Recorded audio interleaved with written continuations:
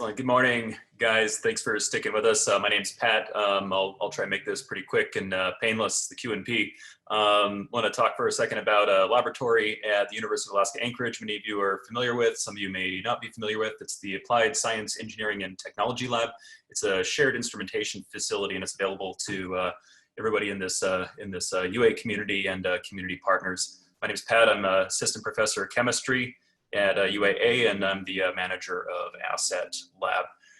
And I just want to give a shotgun list of all the cool toys we have in the lab. We're up to about $4 million worth of equipment that is available in a shared capacity. We specialize in mass spectrometry. We currently have two triple quadrupole LC-MS systems. We have an ion trap mass spec. We have a range of GCMS, capillary electrophoresis, ICP-MS system. Jason is identifying a new ICP system that we're going to install in the lab soon. We have 400 megahertz NMR, which was established in 2018 and with support from Alaska INBRE.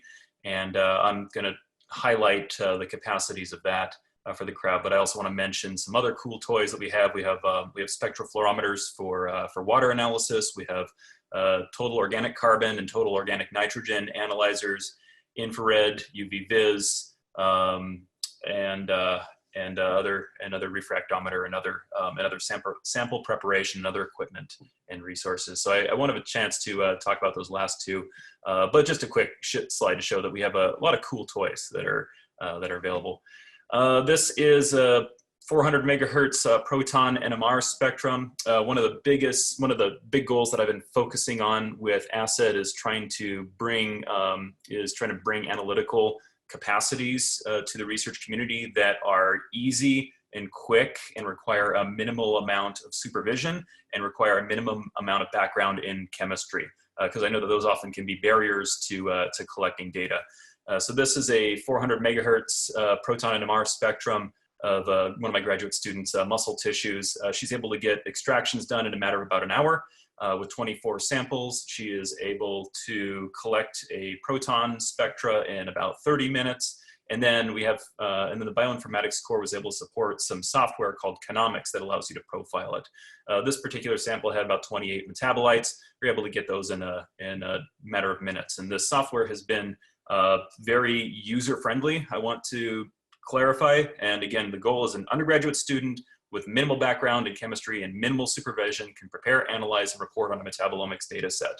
So this software is very streamlined. It's linked up to a database where students can, with a very minimal amount of supervision, identify the compounds that are present in a database and calculate the concentrations.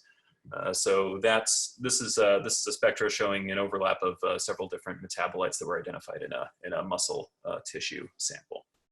Another cool toy that we are in the process of acquiring is a Thermo Orbitrap ultra high performance liquid chromatograph. It's a high resolution mass spectrometer. Very excited about it. Very happy to talk to you about many of those. We have 14 different PIs and key personnel and collaborators that are involved on it from all three campuses at UA, along with some other collaborators in the EBSCOR jurisdiction. And we have 11 projects that were scoped for it. And again, this is going to be kind of a rapid fire of these projects that people are working on. And many of these have alignment with the community that I'm presenting to here. But my goal is to start to build new capacities for this Orbitrap and to work with each of you. And so here are some of the analytical capacities that I could see developing among many different capacities that we could develop. I just wanted to try to gear these towards the crowd.